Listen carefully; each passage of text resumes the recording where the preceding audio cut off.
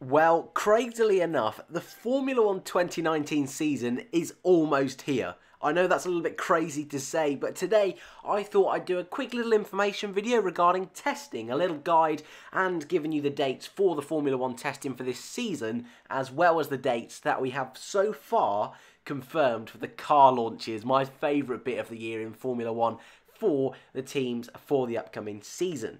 Now, every year I do a beginner's guide, so do not worry, this is not my beginner's guide, but a quick rundown of testing. It's pretty self-explanatory. It's our first time that we get to see the brand new cars with the brand new regulations hit the tracks, and it's a time for the teams to do some real testing, I suppose, and to compare themselves with other teams. So you've got the likes of Toro Rosso, they could compare themselves to the likes of Renault and vice versa, and it gives them a real chance to do some real high testing and high running rather than it just being all in the simulated virtual world.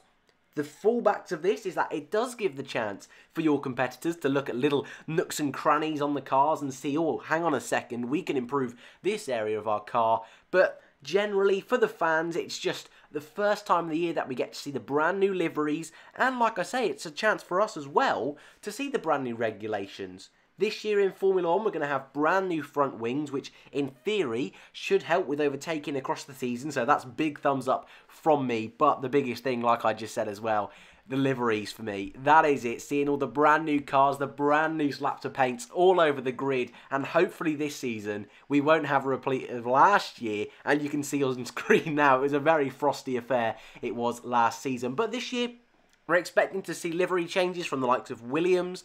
They've lost Martini.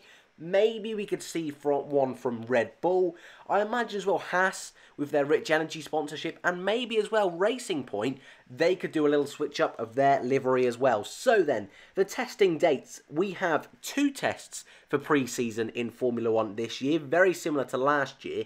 However, it's a little bit earlier, which is brilliant for us fans. So, the first test takes place on the 18th of February to the 21st of February, so not too long after the car launches. And then, in that following week, we have the 26th of February to the 1st of March. So, like I say, they're not super long periods of time. It's just enough to give us all a little bit of a taster before the season starts in mid-March. Now, testing doesn't always go to plan. As you can see on the screen, some of the images that have come up on screen have not been the most pleasant for some teams to look back at. And I suppose this year in testing, we are going to be looking out for the likes of Red Bull, who are trying new Honda engines in their cars. We've also seen the likes of Racing Point, what sort of, well, I suppose, intent are they going to have for this season? And even the likes of Williams that got their car so wrong in last season, are they going to be able to fix that and move forward? You've also got rookies up and down the grid. We've got Lando Norris at McLaren. We've got George Russell at Williams. As well at Williams, we've got Robert Kubica coming back. At Toro Rosso, we've got Alexander Albon. It's all going on.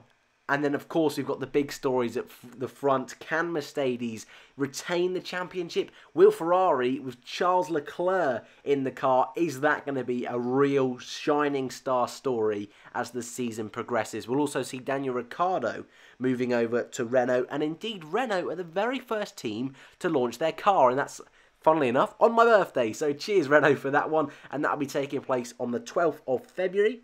Then on the 13th of February, we've got Racing Point. They'll be unveiling their car around about midday. The following day after that, we've got McLaren. That's on Valentine's Day. So they're looking like they're going to stick with the orange again this year, something that I really do love. I'm a big fan of that. And then the final team confirmed is Ferrari, which is on the 15th of February. So we've still got 6 teams that haven't officially announced when they're going to be unveiling their cars, but we've got all of that to look forward to over the winter period.